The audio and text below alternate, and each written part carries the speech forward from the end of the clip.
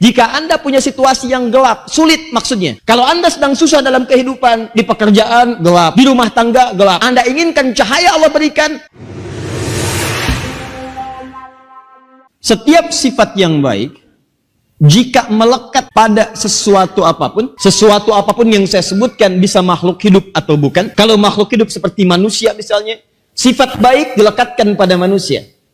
Atau sifat baik dilekatkan pada benda. Maka ini menunjukkan bahwa benda itu istimewa. Sepakat? Misal, tadi yang bendanya makhluk hidup, contohnya manusia. Kita berikan nama misalnya Ahmad. Masukkan sifat ini. Perhatikan cara mempraktekannya. Jujur, sabar, tawadhu, dermawan, dan seterusnya. Semakin banyak sifat baik dilekatkan pada pribadi Ahmad, ini menunjukkan Ahmad itu istimewa. Sepakat? Kaidah ini kita terapkan dalam memahami keistimewaan sifat Al-Quran. Kita ganti yang ini dengan Al-Quran. Al-Quran disifati oleh Allah Subhanahu wa Ta'ala langsung di dalam kitabnya dengan sifat-sifat yang sangat istimewa.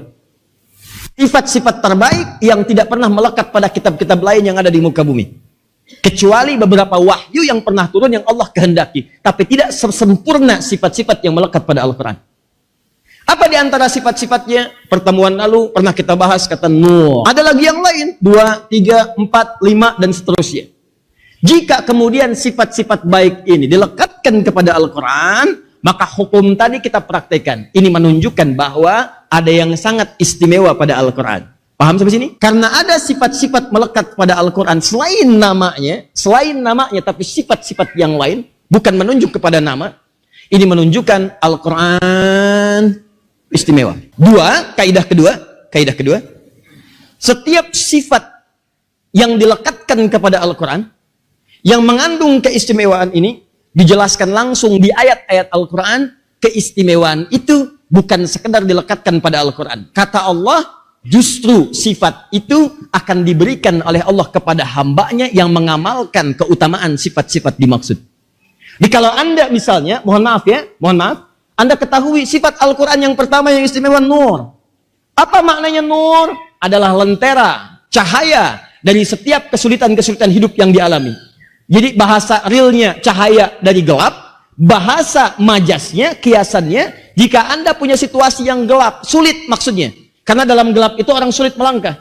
Kalau lampunya gelap, nemukan sendal susah. Kalau lampunya gelap, nulis susah. Karena tidak ada cahaya, maka Anda kesulitan untuk menjangkau sesuatu hal yang Anda inginkan. Ini bahasa kiasan. Kalau Anda sedang susah dalam kehidupan, di pekerjaan gelap, di rumah tangga gelap, Anda inginkan cahaya Allah berikan, maka coba baca ayat-ayat Al-Quran yang terkait dengan situasi-situasi dimaksud. Itu pernah kita ajarkan di pertemuan yang lalu. Jadi poin yang kedua, jika Anda ingin mendapatkan keistimewaan dari sifat-sifat Al-Quran ini, maka pelajari sifat-sifatnya, temukan petunjuknya, dan amalkan dalam kehidupan. Begitu Anda amalkan, Anda akan mendapatkan sesuatu yang istimewa yang tidak pernah Anda dapatkan sebelumnya. Mengerti cara berpikirnya?